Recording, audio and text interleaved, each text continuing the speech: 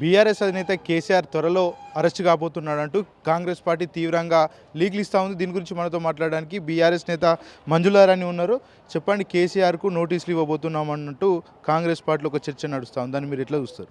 ఏం చేస్తా, మన బాబు కేసీఆర్ వచ్చి తోలు తీస్తా అన్నాడు కదా, భయం అనేది చుట్టుకున్నది వాళ్ళకు. అర్థమైందా? అంటారు కదా, ప్రజాక్షేత్రంలోకి వస్తున్నామంటేనే అరెస్టు అంటాడు, ప్రజాక్షేత్రంలో రాకపోతేనేమో రాలేదంటాడు, వస్తేనేమో చేసిన అంటారు కదా దొంగ పనులు చూపిస్తేనేమో భయపడతారు. పాలమూరు ఎత్తిపోతల దాని మీద నీళ్ళు ఎత్తుకపోతున్నారు అని పాప కేసీఆర్ బయటికి వెళ్ళిండు. 2 ఏళ్ల నుంచి వాళ్ళు చేసిన విధవ పనులు, పిచ్చి పనులు అంటారు కదా, ప్రజలను రోడ్డుకి ఈడ్చి హైడ్రా తెచ్చిండు. లేకపోతే 2 ఏళ్ల నుంచి చూస్తున్నాడు, బీభత్సం చేసేసిండు. తెలంగాణను బొందబెట్టడానికి చూస్తున్నారు. కాబట్టి బాపు కేసీఆర్ బయటికి వెళ్ళిండు, పాలమూరు నీళ్ళు ఎత్తుకపోతుర్రు అని చెప్పేసి బయటికి వెళ్ళిండు. కాదు, అది బాపు కేసీఆర్ హయాంలోనే అయిందంటే మళ్ళీ మీరు 2 ఏళ్ల నుంచి ఏం బిక్తున్నారో మాకు అర్థం కాలేదు. కేసీఆర్ హయాంలో పాలమూరు అయింది అంటున్నారు. కేసీఆర్ మంచి అయితేనేమో మేమంటారు, చెడు అయితేనేమో కేసీఆర్ అంటాడు. తెలంగాణ నంబర్ 1 తీసుకొచ్చింది, మళ్ళీ కళ్ళల్లో ఏమే పచ్చకామరలోనికి అంటారు కదా, లోకమంతా పచ్చగా కనిపిస్తుంది. కాబట్టి రేవంత్ రెడ్డికి ఎప్పుడు వాని అరెస్ట్ గుర్తొస్తుంటుంది. వాని ఎట్లయితే అరెస్ట్ చేసిరో ఓటుకు నోటు దొంగ, ఆ దొంగను అరెస్ట్ చేసినందుకు ఎప్పుడంటే అప్పుడు కేటీఆర్ని అంటాడు, కేసీఆర్ని అంటాడు, హరీష్ రావుని అంటాడు.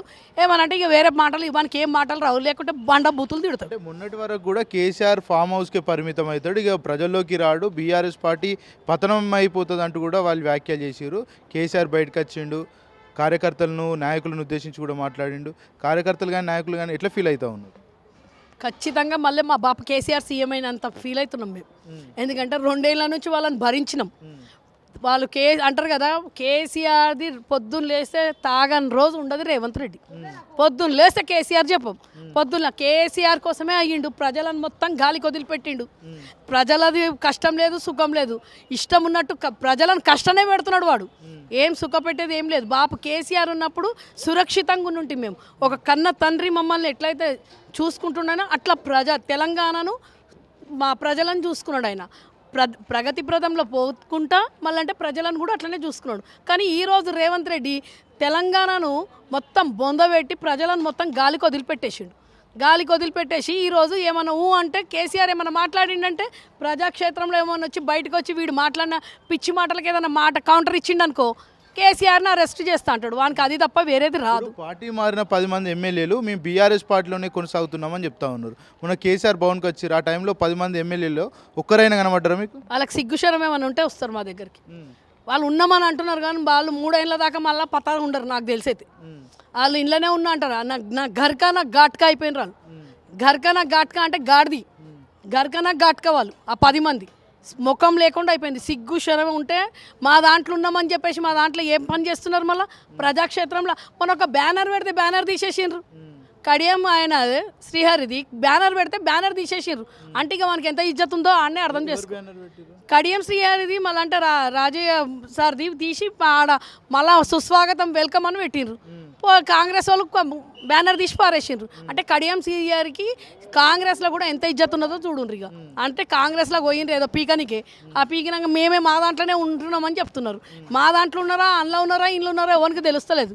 వాళ్ళ ముఖాలు ఎండ్లో లేవు. ఇప్పుడు ఎండ్లో చూపించుకునే ముఖం లేదు వాళ్ళకి. ఇంట్లోకి 2047 సంవత్సరం కల్లా తెలంగాణ రాష్ట్రాన్ని అంతర్జాతీయంగా ముందుంచుతామని చెప్తా ఉన్నారు. ఎవరు? 2047 ఎవడు ఉంటాడు అప్పటిదాకా?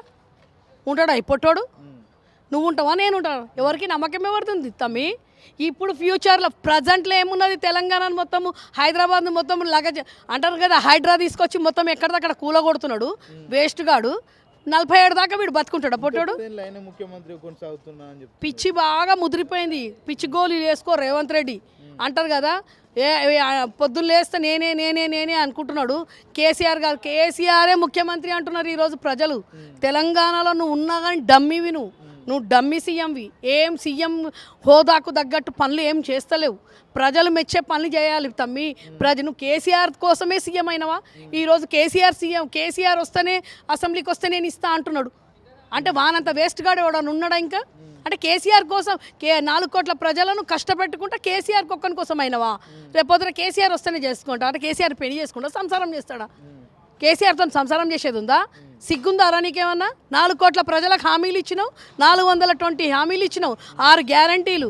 కేసీఆర్ ఇయ్యనివి నేను ఇస్తా అని చెప్పేసి వచ్చినావు. ఏం ముఖం పెట్టుకుంటావు? రేపు పొద్దున నేను 10 ఏళ్ళ దాకా ఉంటాడు ఇంకాడు. ఇల్లు గులగొట్టిండని వస్తాడా? తులం బంగారం ఇచ్చిండని వస్తాడా?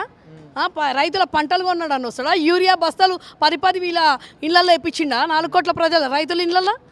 ఏం ముఖం పెట్టుకొని వస్తాడమ్మా? ఏం మాట్లాడుతున్నాడు? వానికి తెలివి లేకుండా పోయింది దానికి. ప్రజల్లో కాంగ్రెస్ పార్టీ మీద విశ్వాసం ఉంది, అందుకనే కంటిన్యూషన్ గా కాంగ్రెస్ పార్టీ గెలుస్తుందంటూ కాంగ్రెస్ పార్టీ నేతలు చెప్తున్నారు. ప్రజలలో కాంగ్రెస్ గుండాయిజం నడుస్తున్నది. గుండాయిజం నడిచే మొన్న రేవంత్ రెడ్డి ఆడ గెలిచిండు జూబ్లీ హిల్స్లో. గుండాయిజం చేసిండు, పోలీసు వ్యవస్థను డమ్మీ చేసేసిండు. పోలీసులు లేరు ఇప్పుడు, కాంగ్రెస్ దొత్తులు అయిపోయినారు పోలీసు వాళ్ళు. ఏం చేస్తారు? ఆడెట చెప్తా అట్లా హోమ్ మినిస్టర్ లేడు కాబట్టి పోలీసు వాళ్ళని నిలబెట్టి నువ్వు పని చేసుకుంటున్నావు. లేకుంటే గుండాలను పంపిస్తున్నాడు, గుండాలను మీదికి పంపించి కొట్టి చంపడానికి చూస్తున్నాడు. ఏడంటే ఆడ చూసినావు కదా మన సర్పంచ్ దాంట్లో భార్య వేయడానికి పోతే భర్తని కిడ్నాప్ చేసి. ఇది రేవంత్ రెడ్డి పాలన. రెడ్డి పాలన అనేది చేస్తున్నాడు రేవంత్ రెడ్డి కాబట్టి గెలుస్తున్నాడు. ఇదే గుండాయిజం మేము చేసినట్టే. ఇప్పుడు మళ్ళీ సీఎం మా బాబు కేసీఆరే ఉంటుండే, మాకు గుండాయిజం తెలియదు.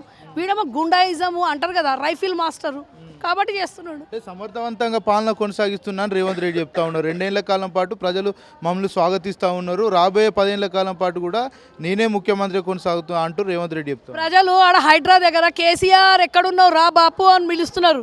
ఎందుకు? నువ్వు మంచి చేస్తున్నావనా? కేసీఆర్ని ఎందుకు యాద్ చేస్తున్నారు?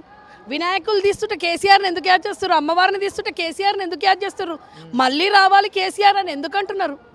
సిగ్గు శరం లేదా రేవంత్ రెడ్డి? సిగ్గు ప్రజల ముఖం గూండాయిజం చేస్తుండు, రిగ్గింగ్ చేస్తుండు.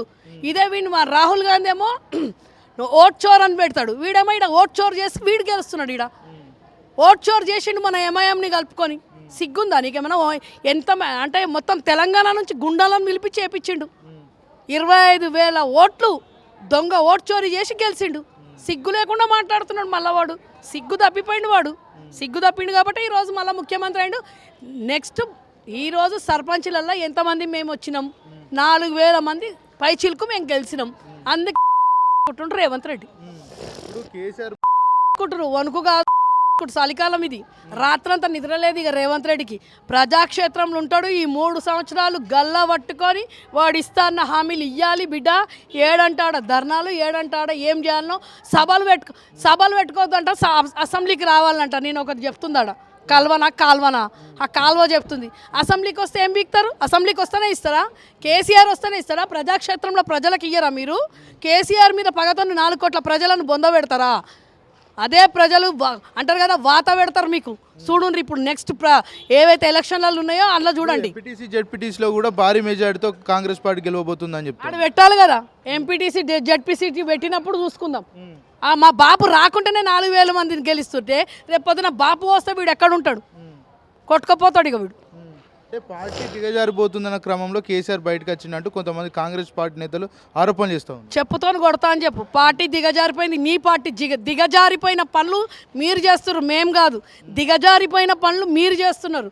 ఓట్ చోరీ మీరు చేస్తున్నారు, గుండాయిజం మీరు చేస్తున్నారు, హైడ్రా తెచ్చిర్రు మీరు చేస్తున్నారు. అర్థమైందనా? ప్రజలను మానభంగాలు అవుతున్నాయి. ఎక్కడంటే అక్కడ మర్డర్లు అవుతున్నాయి. పిల్లలు గురుకులాలలో ఏడంటాడ పిల్లలకు పట్టించుకునే దిక్కు లేదురా, సిగ్గు లేని వాళ్ళ ఈరోజు మీరు మాట్లాడుతున్నారు. మీరు దిగజారిన పనులు మీ పార్టీ దిగజారింది కాబట్టే మాతో మాట్లాడుతున్నారు. ఈరోజు తప్పుడు ఆరోపణలు పదే చేస్తున్నారు, ప్రభుత్వం మీద బురద చల్లుతున్నారు అని చెప్తా ఉన్నారు. ప్రభుత్వం ఏడుంది? ప్రభుత్వం ఎవరు నడిపిస్తుండే? ప్రభుత్వం ఎవరు లేడు. ప్రభుత్వమే లేదాడా. ఎవరిది వాడు సంచులు మోసుకొని ఉన్నారాడ.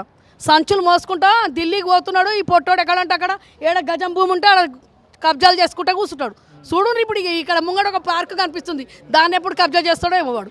ఎక్కడ కనిపిస్తే అక్కడ కబ్జాలు చేసే మాస్టర్ వీడు.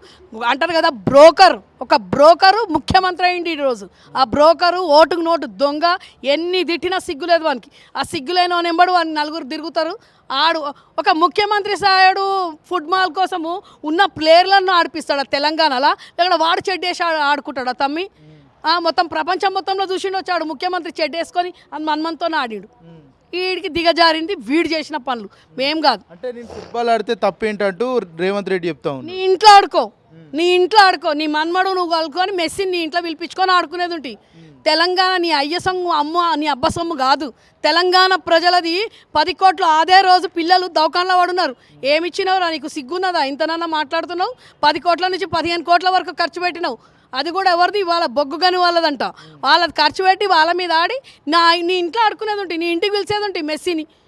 అది కూడా పిలుచుకొని ఉన్నది కదా ప్రజాపాలనలో బంగారు పైకాన్లు ఉన్నాయి, బంగారు అవి ఉన్నాయి, అలా పిలుచుకునేది ఉంటుంది. మొన్ననే ఒకటి ఎంగేజ్మెంట్ చేసుకుండు కదా కొడుకు, అలా ఆడుకునేది ఉండే. మళ్ళీ మీరు నీ అబ్బ సొమ్ములాగా తెలంగాణ దాంట్లో ప్రజలకు చూపి ఆడ పిల్లలు చచ్చిపోతున్నట్ట ఫుట్బాల్ ఆడిన మన సిగ్గుందా వానికి అసలు? ప్రజలను పాలించేటోడా వీడు మాకు చెప్తుండ దిగజారిన పనులని. దిగజారిన ముఖ్యమంత్రి కూడా కాదు, వేస్ట్ గాడు, చెత్తగాడు వాడు.